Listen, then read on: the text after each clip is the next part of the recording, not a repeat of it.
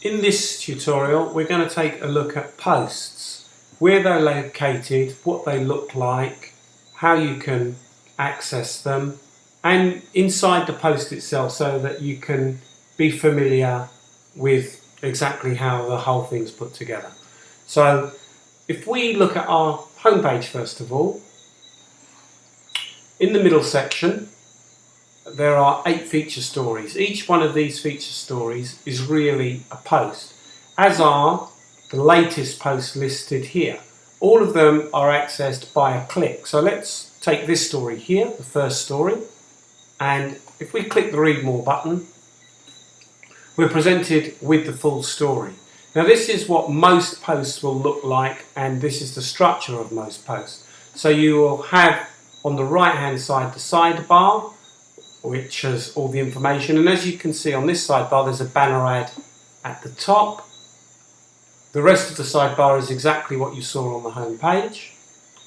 When you get to the bottom of the post, we have some social network buttons which allows you to share this story with your friends, and as long as you're logged in to any of your accounts that you may have, just by simply clicking that button it will notify your friends as to the post and what you're reading.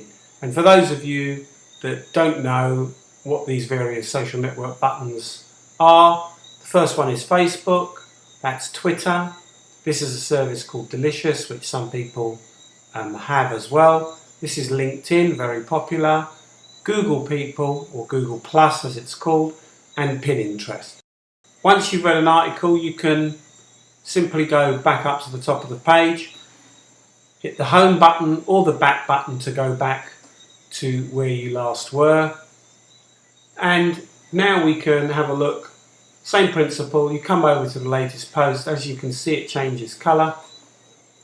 Click on it and you're presented with the story and a very familiar type of look. So that is the simplicity of how posts work. I'll now go back to the home page and we'll have a look at where some of the other posts are located in the navigation bar. So first of all, news. News is exactly what it says.